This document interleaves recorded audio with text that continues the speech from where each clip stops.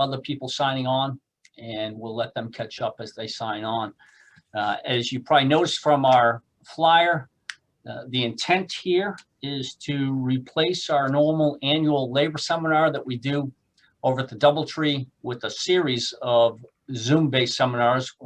Amanda and I would much prefer to be with you in person and able to greet you as you come in and have the great breakfast sandwiches that Katie makes sure are in stock for us, you know, on the normal seminar day. But that just isn't going to happen, at least not now. We're hoping we'll be back to the normal seminar next spring and be able to greet you in person. So be on the lookout for additional seminars. We'll probably have one every week or so for the next 4 to 5, 6 weeks on different topics that should be of interest to folks. We will look to take questions if time permits towards the end. So probably the easiest way is if you have a specific question, go ahead and type it into the chat. And Amanda in particular, who's more tech savvy than I, will be on top of the chat and make sure that we're proceeding through questions as they come in. If there's some that stump us, but we think you really should have an answer to that, we'll make sure that we follow up with you or have someone follow up with you after the fact. If you don't hear from us, feel free to reach out, certainly. And as I mentioned, we had about 150, 160 sign up. We're up to close to 100 now. So that's a good turnout in terms of folks signing in. And why don't we jump in? Obviously, the topic we're looking at is employment law issues that have arisen due to the pandemic, particularly vaccine considerations and those related to mandating a return to work on site. Most of you know my colleague, Amanda Baer, who is one of our very senior employment litigators, associate litigators here within the firm, does a ton of webinars, a ton of advice. I'm sure you've seen her on some of our other webinars previously. And Katie, if you can jump to our roadmap slide, please. And so these are the two topics that we want to cover with you. The pandemic's brought a whole host of employment-related headaches for business owners, for HR professionals, and in the next probably 45 minutes or so, we'll touch on these two in particular. Amanda has the laboring oar on the first one, so Amanda, I'll turn to you. Great, thank you. Good morning, everyone. Katie, next slide, please. So I'll be talking about vaccines and whether or not employers can mandate their employees receive a vaccine, and if they do mandate, what the proper next steps are in doing so. So the first question, can employers mandate that employees receive a COVID-19 vaccine? The short answer is yes. The EEOC has issued guidance providing that employers can mandate their employees receive a vaccine in order to re-enter the workplace.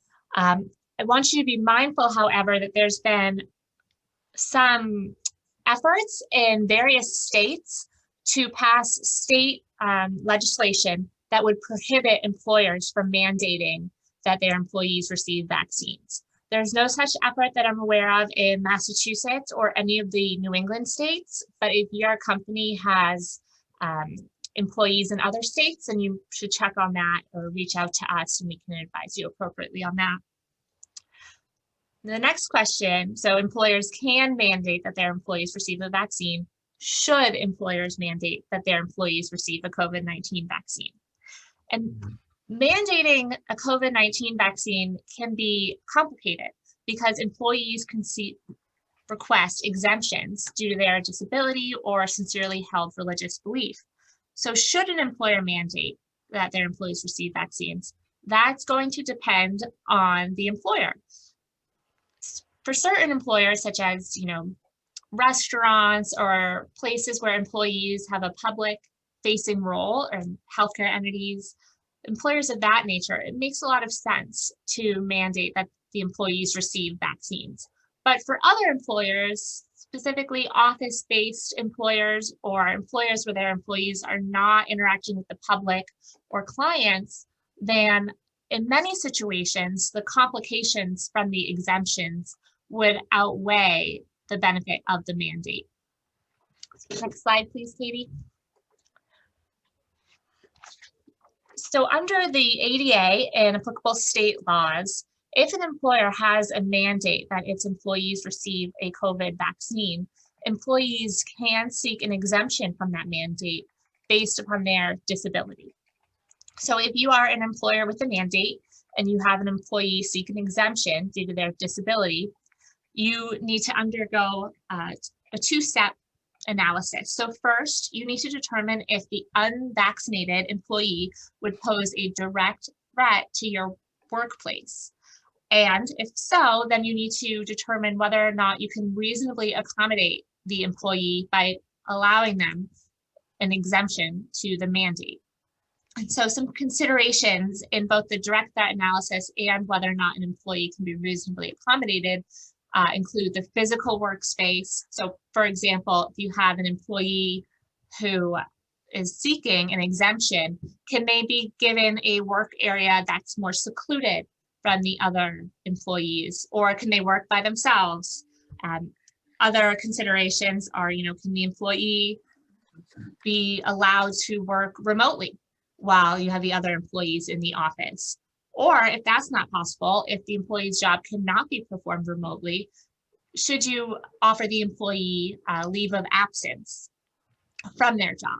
So just because an employee is seeking an exemption and you're going through the reasonable accommodation analysis, you're looking for different and creative ways that you can accommodate this employee to protect not only them from risk of contracting COVID, but also your other employees.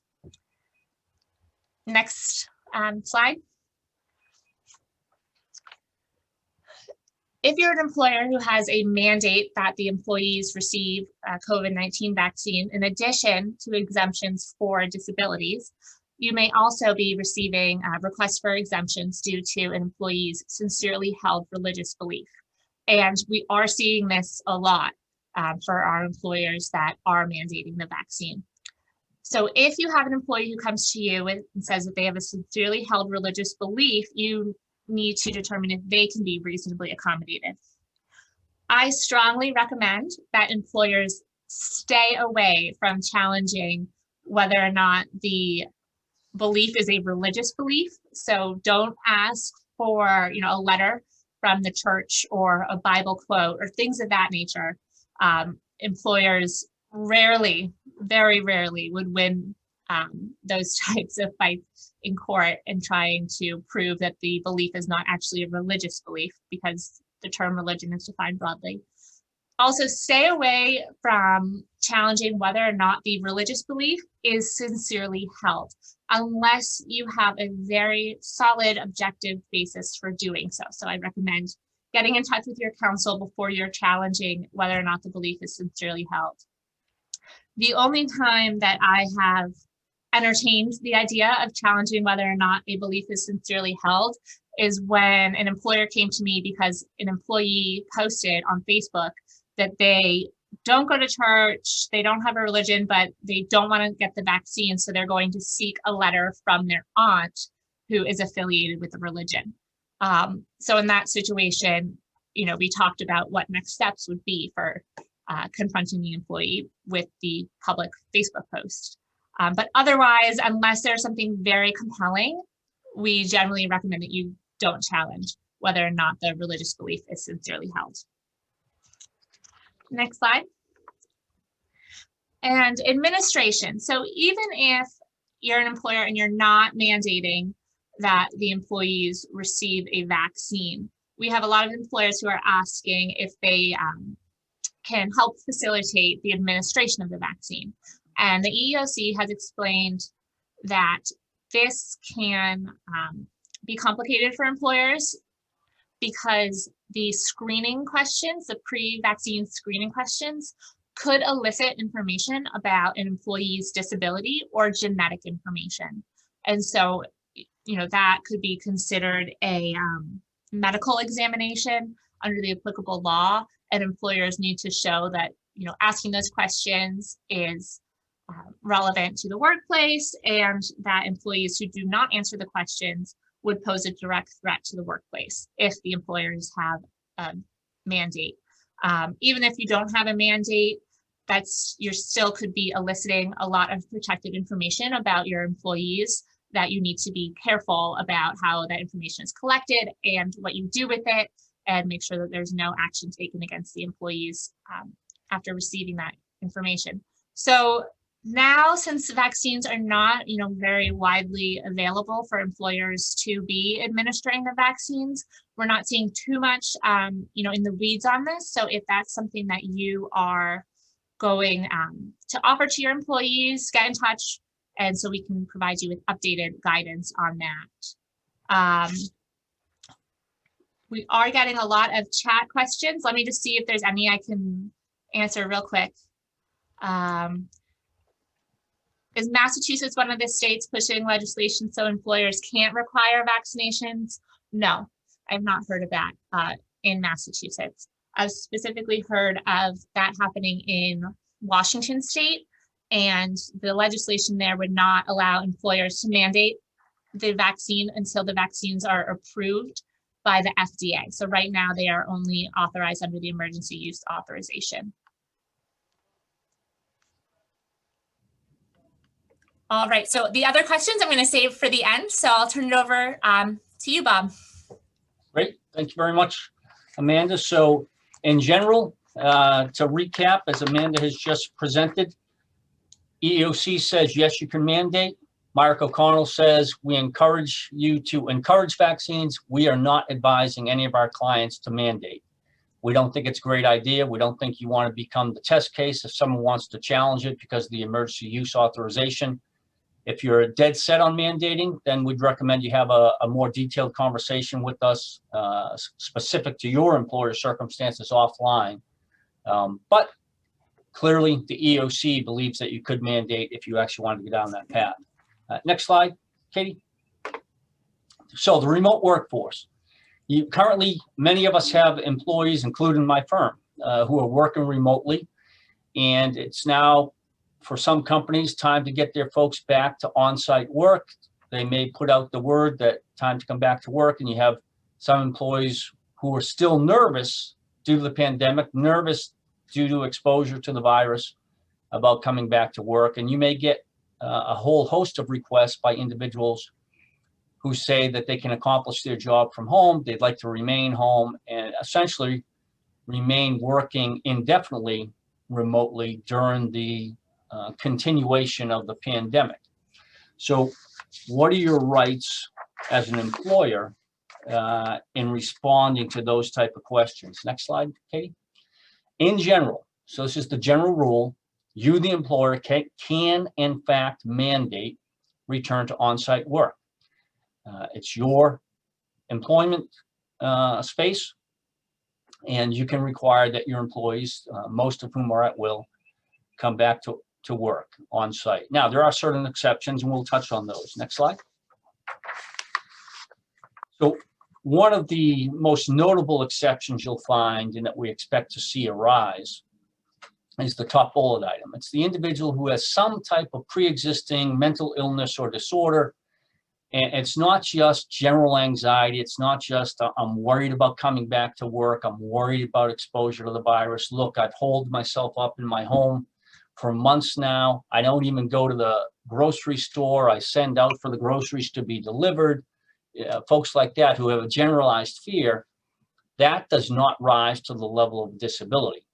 But if it rises to a true diagnosed anxiety disorder, or possibly obsessive compulsive disorder, or PTSD associated with trauma, whereby they're being triggered if they were to have to come back into the workplace, the trauma experiences being triggered, that in and of itself is a disability. So if you had an employee show up with a doctor's note along those lines, you'd have to treat it as a disability. And so what do you do then? You do exactly what you do with every other disability, and every other request for an accommodation, you enter the interactive process dialogue. And that always begins with the phrase, how can I help? How can I help you be successful in returning to work? How can I help you be successful in your job? And you look at whether or not you can actually provide some degree of accommodations that would be sufficient to allow them to return to work. There may be some, such as social distancing, mask use, frequency of cleaning, hand sanitizer being available. Maybe the individual's going to have a private office. Maybe they're going to have a separate entrance to the building. There's a whole host of things that you could look at, keeping in mind that an employee is entitled to an effective accommodation, not the accommodation of their choice. Now, having said all that, we're on somewhat of uncharted territory from a legal perspective here, right? Meaning that there have not been a whole host of cases where an individual is saying, I don't want to come back to work because I have this anxiety disorder, obsessive compulsive disorder, and fear of the virus. I would not want to be that test case. So in terms of, and when I say I mean, I wouldn't want one of my clients to be that test case. So in terms of our advice, we're advising to tread cautiously here. And to the extent you can provide some degree of continuation of allowing them to work remotely, we would do that. And there are some caveats to that that we'll get to in just a moment on another slide.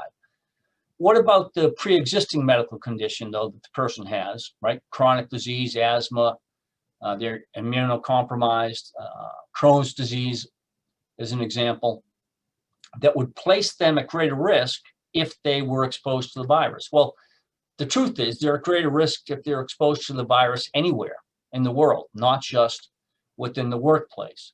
And take the individual who in the past has been able to work fine with that immunocompromised system in your workplace. Do you have to accommodate them? In general, the risk alone would not be enough to say that you would have to accommodate.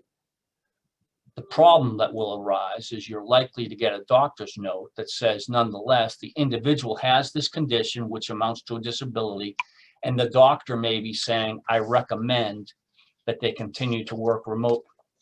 Again, I go back to kind of the cautionary statement in terms of uncharted territory. If you can get to an accommodation that will allow them to do the essential functions of the job remotely, you would do that. Next slide, please. Now, what are some of the factors we have to consider? I'm going to go to the second factor first that's on the slide. Can they accomplish all the essential functions of the job when they work remotely? If the answer is no, and there are plenty of jobs that you can't do that, right? A supervisor who needs direct supervisory contact with the folks they supervise in order to be effective can't do their job completely remotely. Someone who's customer facing and has to deal with customers as they come through the door can't do their job remotely. There can be any number of tasks. Someone who's working on a manufacturing line, right? They can't do the job remotely. You may have, as an employer, excused performance of some essential functions for a long period of time just to keep the workforce going and to remain safe. You don't get penalized for having done so, meaning just because you did a good deed to excuse those essential functions for the last number of months doesn't mean you have to indefinitely excuse them going forward, if they are in fact an essential function. And you have to draw a line between essential functions and marginal job functions. If it's essential to the job, it's the essence of why you have that job, then someone's asking to continue to work remotely, you can deny it. Flat out deny it and say, no, you're not able to do the essential functions of the job, so we're not going to allow continuation of remote work. When can you come back? If they were to say, well, my doctor will allow me to come back after a vaccine, my vaccine's scheduled in 2 weeks, 2 weeks after that, so another month. Absolutely, you would accommodate that. You'd be crazy not to, because it's not going to go well for you if there's a lawsuit brought against you for disability discrimination. If instead they say, well, I'm not comfortable coming back, and until this virus is essentially eradicated through herd immunity, I'm not coming back. And oh, by the way, I object to the vaccine. I'm not getting a vaccine. Someone like that, well, they've really boxed themselves into what's known as an indefinite accommodation, the top bullet, because we don't know when the virus is going to be eradicated. We don't know when ultimately there's going to be sufficient herd immunity that you don't have to worry about the virus. And essentially, the individual and their doctor are saying, continue to accommodate me for an indefinite amount of time. The answer to that is, unless you want to do that out of the goodness of your heart, you can say, no, that is not a reasonable accommodation. You need to be able to accomplish essential functions, and we are going to move forward with the termination of your employment. Now, before you do that, you would offer them the chance to look at other positions that are in your organization that are open, that they could accomplish the essential functions for. So if you had another job that had an opening whereby they could do the essential functions remotely and assume that they're capable intellectually and otherwise to be able to handle that job, then they would be entitled to that job as a reasonable accommodation, but only if it's an open position. You don't have to create a position. You don't have to move someone out of a position to make room for them to now take that job. It's only if it happened to be open. As you're thinking about whether you can accommodate, on the third bullet, you want to look at what accommodations have you made and can you make on site for the individual to provide greater protection. This isn't an end-all be-all, but certainly you look at, can you provide protection through mask use, through social distancing, and so on. And there was a question that came in on the chat. What's the proof that vaccines are effective? And if they are, why do we have to require masks? To be honest with you, it's outside the scope of a legal analysis. But from what I understand from just reading literature is that it's not clear yet whether someone who's vaccinated could him or herself acquire the virus in a very limited capacity, not that's going to get them hospitalized, but that could allow them to pass it on to someone else. So that's why, at least what I've read thus far, you're seeing mask use continue to be promoted to include in the workspace. And as a conservative approach, that would be the approach you would take unless you're in a private office, for instance. But as an example here in the law firm, I don't have a mask on. I have a mask on my desk. Every time I get up from my desk and walk outside my private office, I have to put the mask on, and I make sure I keep it on in any common area. And only when I come back in will I take it off. If Amanda comes to visit me in my office and we're going to strategize on a case, we both are wearing masks at that time, even though we may have 6-foot distance between us. How does the vaccine impact the analysis? I gave you an example of that in that if someone says, I need an accommodation, and they don't have an objection to the vaccine medically or religious-wise. Now, they may object to the vaccine in general. They don't like vaccines. They don't like putting medicines into their body, but they don't have a disability that would create a problem for them to take the vaccine, and they don't have a religious belief that would prevent them from taking vaccines. In that instance, the individual is certainly eligible for the vaccine, assuming that they're at the right age and so on, vaccines are available. And you could say to them, as an accommodation, we're going to go ahead and allow you to continue to work remote until such time as you are able to get vaccinated. And by that, not meaning when you get around to it, but rather you are now eligible. We're going to give you a month or a month and a half to get the vaccinations taken care of, and the 2-week period afterwards when it becomes effective. And at that point, we expect you to come back to work. They say, I just don't like vaccines. It's like the flu shot. I never get the flu shot. I'm not going to get the vaccine. The answer to that is, okay, well, then you're not entitled to a job. Again, we have to make sure they don't have a religious objection or a medical exception. And the last bullet goes back to my comment about uncharted territory here.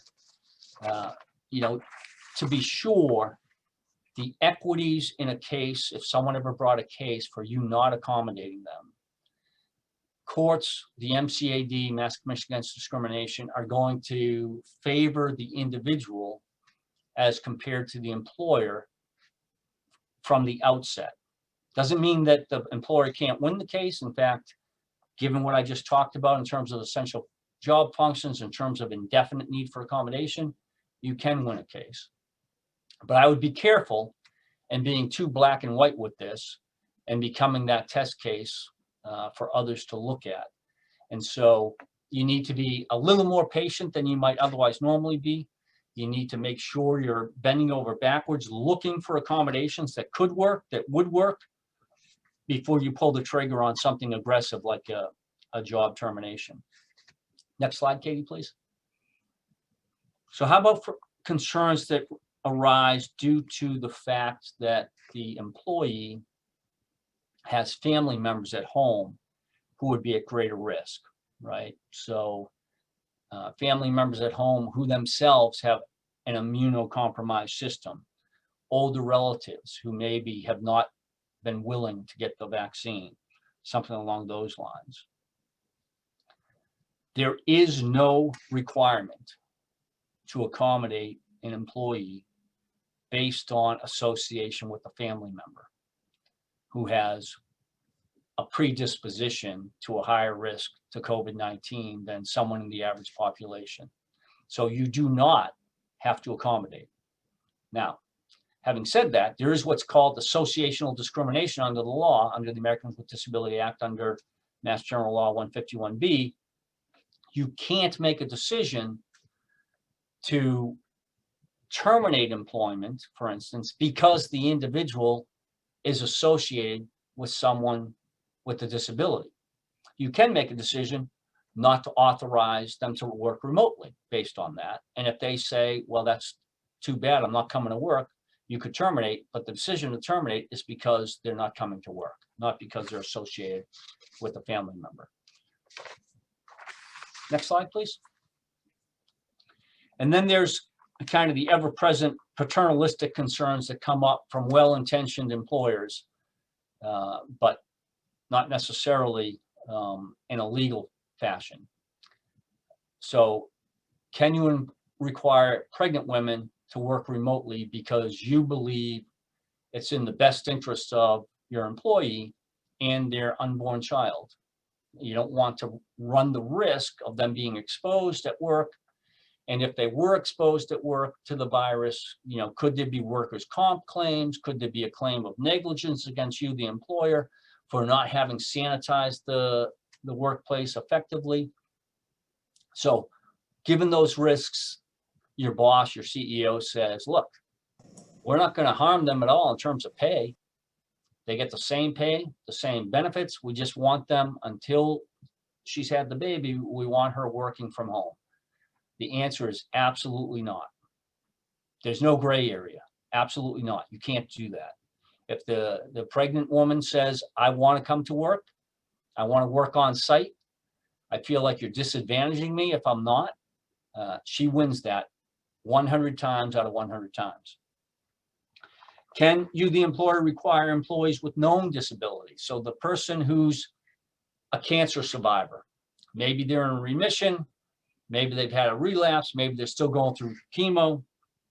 It would place them at higher risk of a severe illness if they were to contract COVID-19 at work. And you're looking out for their interests. You've known this employee for years. You might love that employee from a humanistic perspective. You greatly value them. And you say, Jim, I'd really rather you stay home. At least till we get through your treatments.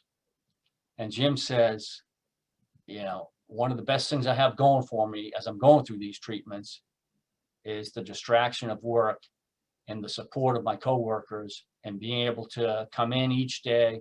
It gives me something to get out of bed for, blah, blah, blah, blah, blah. What's the answer in that scenario? Jim wins. Very clearly, you can't decide for the individual that given the risk of the severe illness, you're going to keep them out of the workplace. It's a risk, right? But it's their risk. It's not your risk to determine. So that last bullet on the slide, well, wait a minute. What about this direct threat defense? Don't we have the ability to say, I'm not letting you come into work because you pose a threat to yourself or others by being here?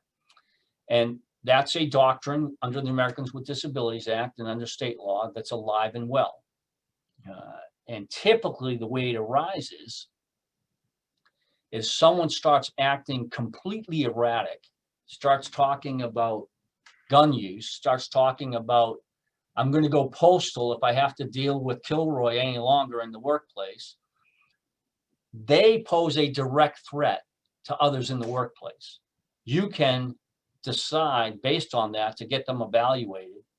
And then if the evaluation says, psychological evaluation says, yeah, you know, the individuals are becoming unhinged, they're becoming delusional, they are in fact a danger to themselves and others in the workplace, you win the direct threat defense. That person you can keep out of the workplace, regardless of the fact that they have a mental illness, a mental disability, right?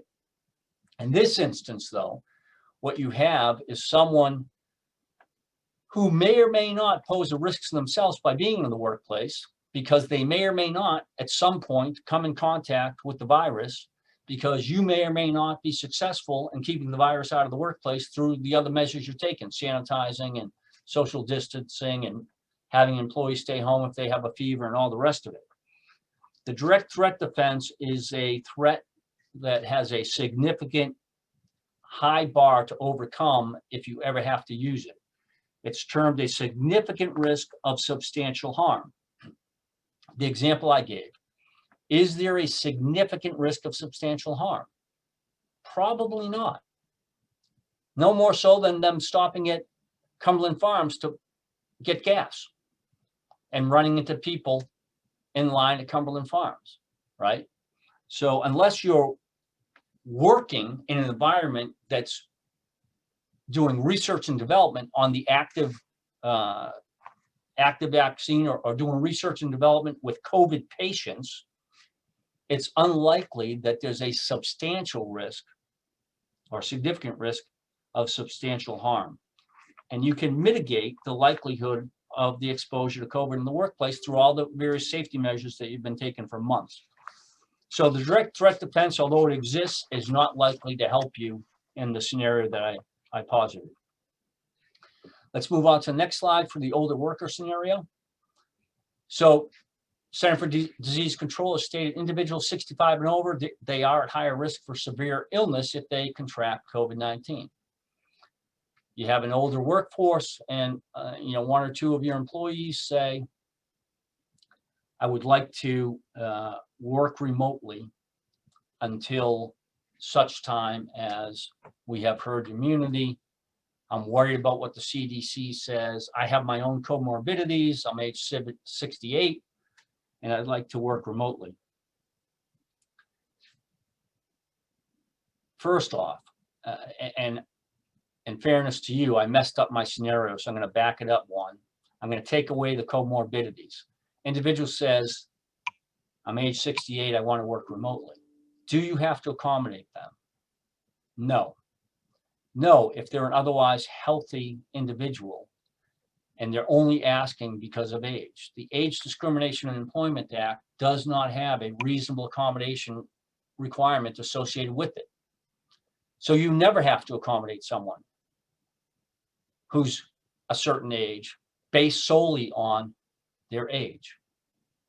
You don't have to change the chair they use. You don't have to change their keyboard. You don't have to, do anything unless it's associated with an actual disability. Age is not a disability.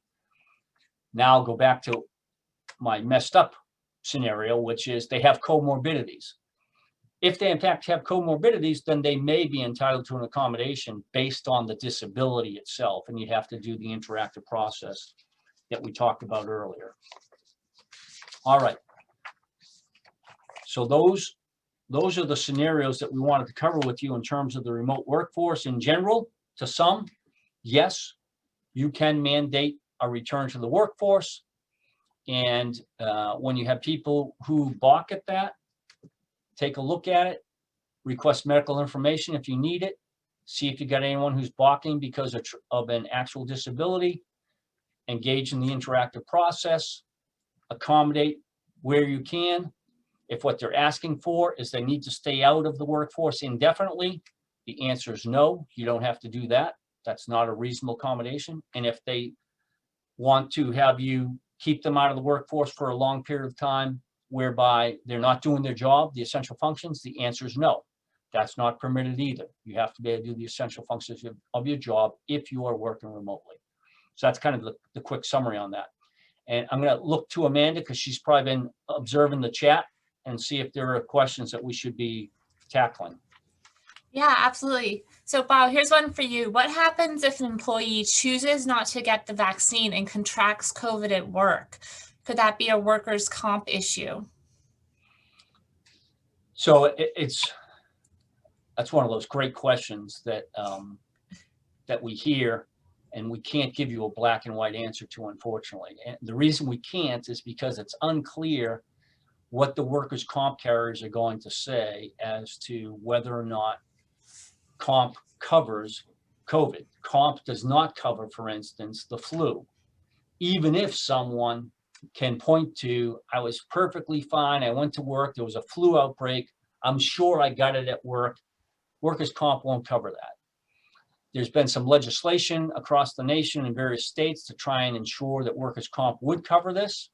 The last time I looked, Massachusetts had not passed legislation that would mandate comp coverage in Massachusetts for someone who gets COVID-19. My personal view is I expect that comp carriers are not going to cover it typically. And I expect that they will be very successful in combating claims for workers' comp coverage when someone claims they contracted it at work. And the reason being is, how do you prove you contracted it at work as opposed to you contracted it on the way to work, you contracted it when you were out to dinner, you contracted it, when you stopped for gas.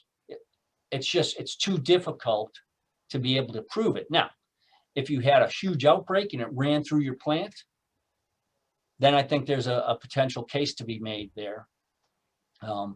But it's an open question to me as to whether or not the comp carrier would ever agree with that and would ever provide coverage. So it's not something that we can answer in the abstract until it happens and until we start seeing decisions from comp carriers and ultimately possibly court cases that get challenged when a comp carrier denies the coverage. Amanda, anything I missed there that you'd add? No, I just add another wrinkle that was posed to me today earlier. And we have an employer who is mandating vaccines, and the employer has an employee who had a reaction. And so now there's a question whether or not the employee is going to have a workers' comp claim based on the employer's mandate.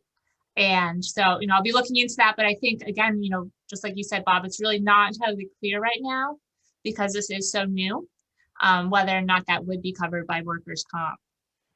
That one I would be definitely leaning more towards coverage, leaning more towards there's a chance that both legislatively there could be action taken to ensure coverage, but also I think from an equity standpoint, I would expect administrative law judges who handle these appeals for comp are apt to favor the employee in that instance because it was you were left with no choice, the employee would say. I had to continue to support my family. I got the vaccine that was mandated. I wouldn't have got the vaccine but for the mandate, and then I ended up sick. Yeah, it's another, kind of reason why at Mirick we are acknowledging that you can mandate the vaccine, but it can be, very dangerous for employers to do so. So unless there's a very compelling reason, we're generally recommending that employers not mandate the vaccine, but rather incentivize employees to receive a vaccine. Let's see, we have another question. Can employers ask for vaccination status of their employees? And I've seen this come up, and I do think that in general, if the employee is going to provide proof of a vaccine, you want to make sure that there's no other medical information contained on that proof of vaccine, or you don't want to ask questions about why the employee didn't receive the vaccine, because that could elicit information about, disability or genetic information.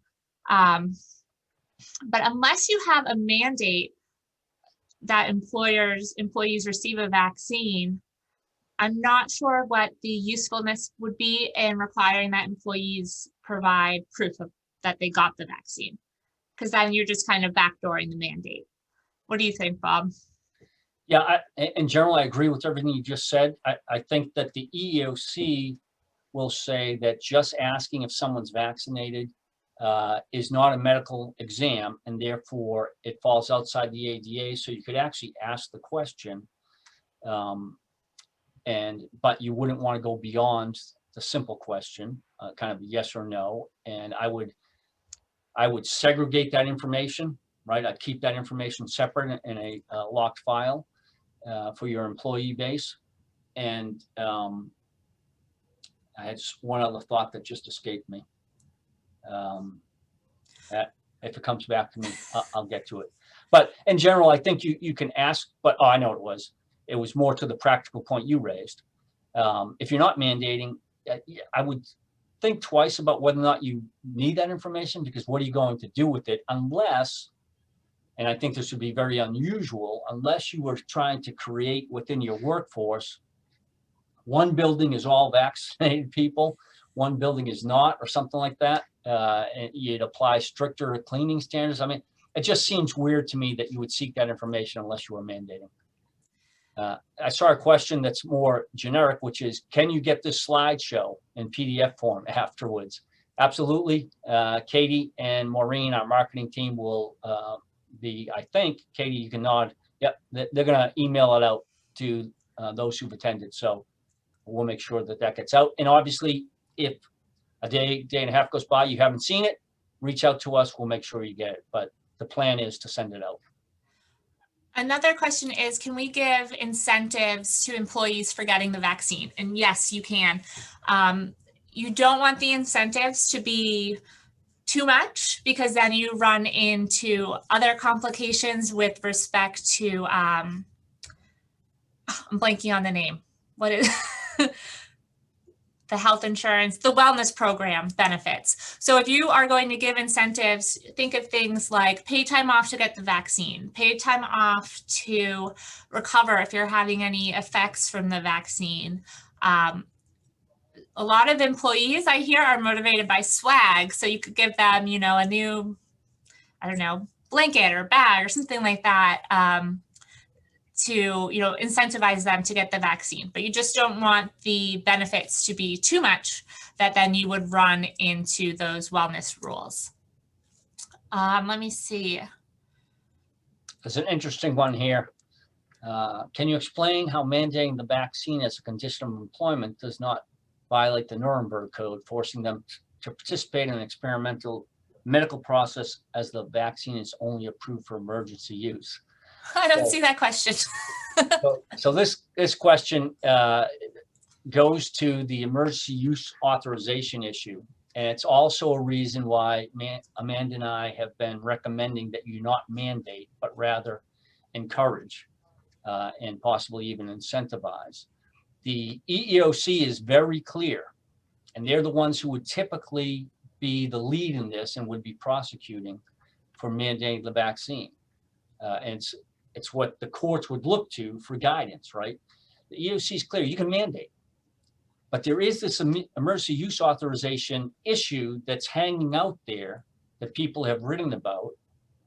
I haven't heard it referred to as the Nuremberg Code, but it certainly is the same line of thinking, which is the Secretary of Labor can come out and say, there are certain requirements that you have to provide in order to mandate and or to allow people to decline.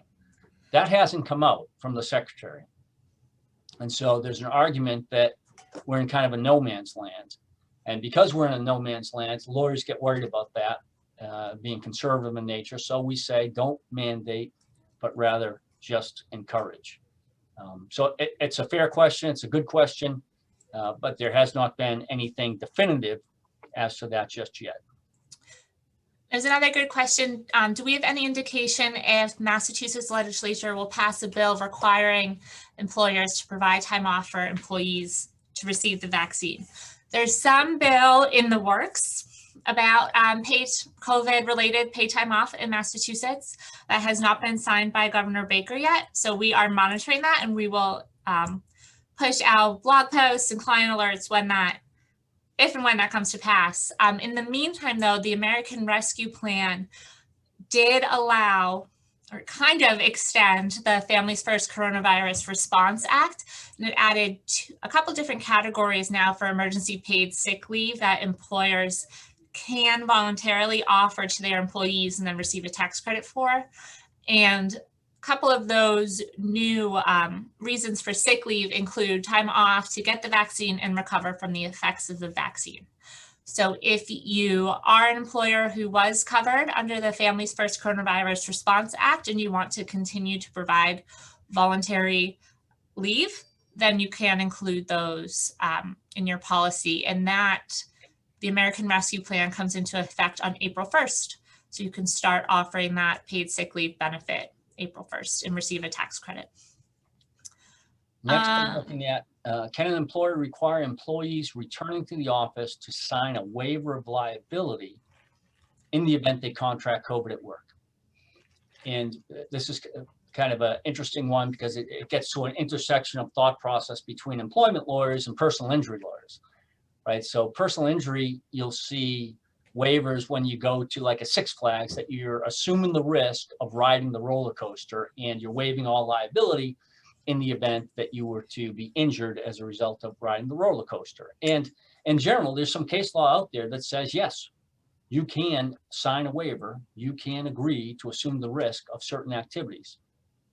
And so you could draw a parallel to that, to the employment setting, and say that an individual could sign a waiver as to contracting COVID at work. Personally, I think that waiver fails because it's not like you're assuming the risk to go do something recreationally, playing a softball league, that type of thing. You're assuming the risk of employment. There is an expectation under OSHA that you maintain a safe work environment, a general duty of safety clause, it's called within OSHA. So I suspect some employers may go down this path, may have people sign a waiver with the assumption that it may cause them mentally to decide not to pursue a claim because they feel like they've given up their rights. But if it's ever challenged, I think the individual wins, the employer loses as to that waiver. And my advice would be not to even bother going down that path. Yeah. Can you disclose to employees who has been vaccinated or not? I would not. No, keep that confidential. And then Jolene weighed in, Bob, with a practical reason for maintaining or asking who's been vaccinated, and that would be to facilitate internal contact tracing. So that would make sense because if somebody, came in and they had COVID and they were a close contact to someone who's been vaccinated, that could impact the contact tracing and whether or not that close contact needs to now quarantine. In addition, the travel restrictions in Massachusetts and other states have been changing, and individuals who are vaccinated in Massachusetts no longer need to quarantine. So if you're an employer who had a policy that, if your employees are traveling, they can't return to the workplace for 2 weeks, they need to quarantine, that restriction can be relaxed if you're following Massachusetts law on that. So those are some practical reasons to keep track. Next up is a question. OSHA requires recording work-related illnesses, including COVID-19 related illness, as a result of performing their work-related duties. Why then would workers' comp deny a claim as a result? You're dealing with two different organizations, right? So OSHA will have their own reasons for seeking this information for tracking purposes to determine what they may need to implement on a going forward basis for safety measures, whether or not they're going to put additional guidance as to safety in the workplace in terms of sanitizing and things of that nature. But them simply asking for this information, you recording the information, doesn't necessarily translate to, from an evidentiary perspective, that in fact the individual acquired the virus on the work site.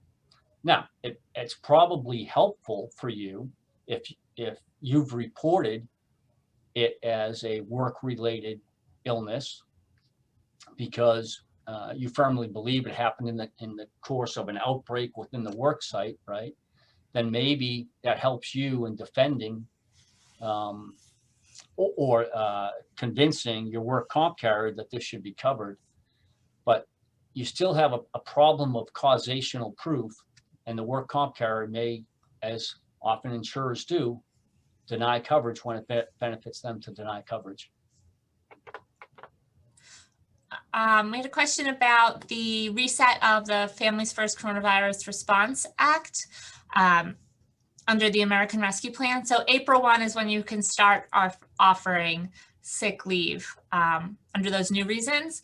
And under the American Rescue Plan, employers who have been voluntarily offering paid emergency sick leave or paid family leave, and you have employees who have already used their 2 weeks of sick leave last year, maybe they had COVID, maybe they were taking care of someone, you can reset that clock on April 1 and offer employees a new block of 2 weeks. So we did push out some blog posts and e-blasts about that. So if you have any questions about the American Rescue Plan, feel free to reach out about that. There's some reference on some of these questions to HIPAA and HIPAA violations. And just to be clear, this is a point of confusion often in the employment context.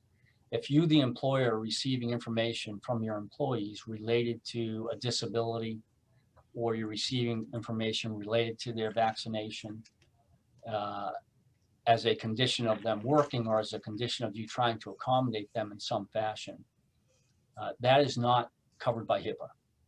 That's a misnomer. So if you're thinking anything that comes into the employment setting that's medically related is HIPAA, and that all of this discussion as to medical is, HIPAA is violative of HIPAA, that's not right.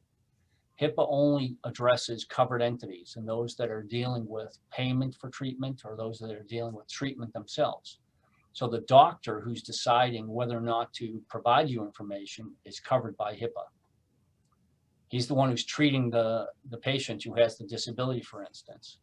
But the patient who has the disability is your employee. You're telling them you need medical information. He authorizes the doctor to release that information.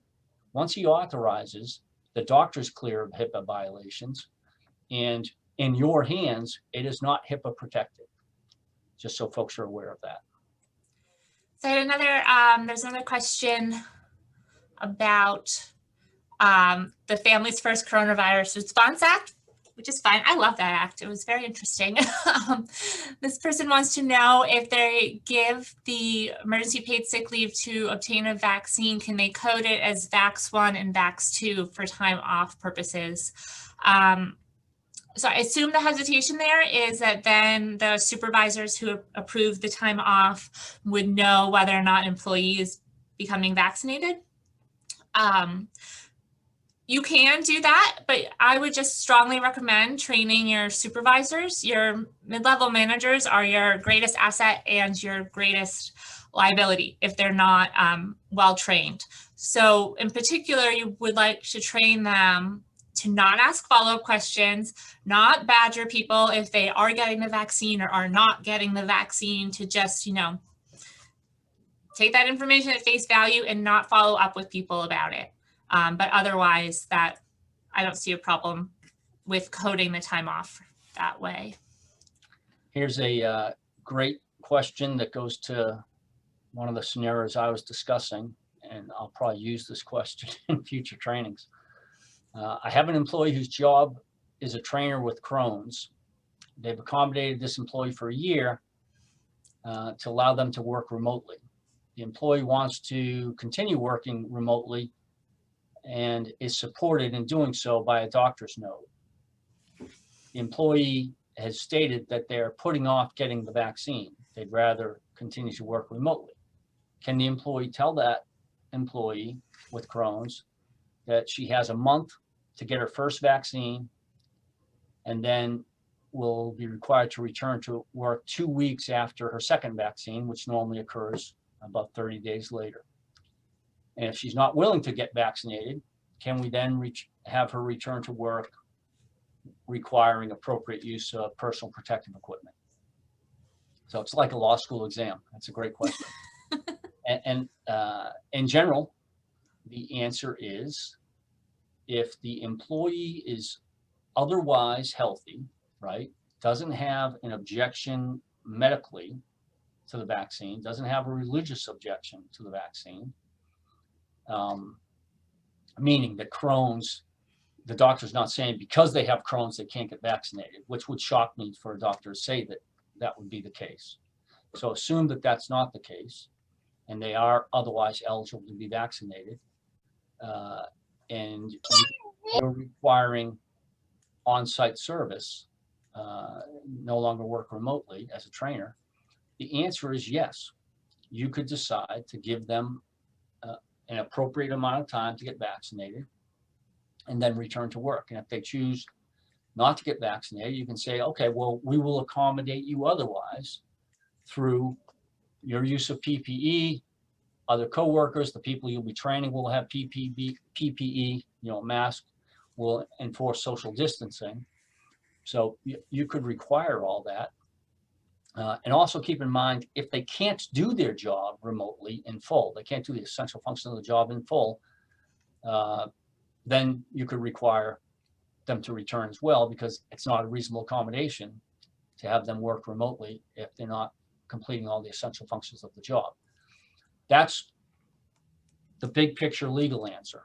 The practical answer is, again, I'd be a little more patient than I am with others because of the novelty of this issue.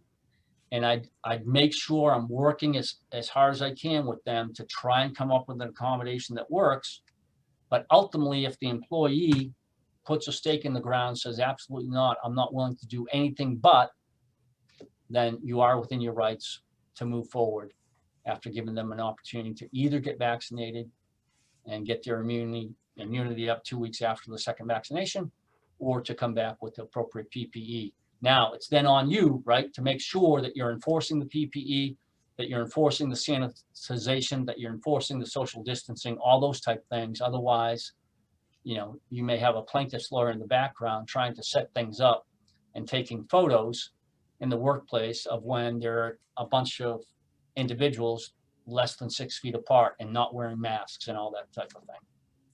It's a good And question. we are expecting new guidance from OSHA about workplace standards. It was due to the administration, I think about 2 weeks ago, and the deadline is passed. So we will keep everyone updated when that new guidance about workplace standards, which could touch upon like what Bob was just saying about PPE and social distance, those standards for the workplace. Go ahead. I was just so we've hit 11, and I want to be respectful of folks' time. And we've tried to hit what we thought were the vast majority of the questions. I'm sure we've missed a few. Don't hesitate to send a question to Amanda or me if we've missed it. We didn't intentionally skip over questions, but I'm sure we missed some. But I want to thank you for being with us and ask you to be on the lookout. There'll be more of these seminars coming, probably within the next 2 weeks or so. You'll see another invite. At least that's what I've been told. That's what I'm hoping for. And we'd love to see you join us again in the future. Thanks very much. Thank you. I'm dropping our emails in the chat. So if anyone has any questions, you can find our emails right there. Thank you. All the best. Bye-bye. Thanks, Katie.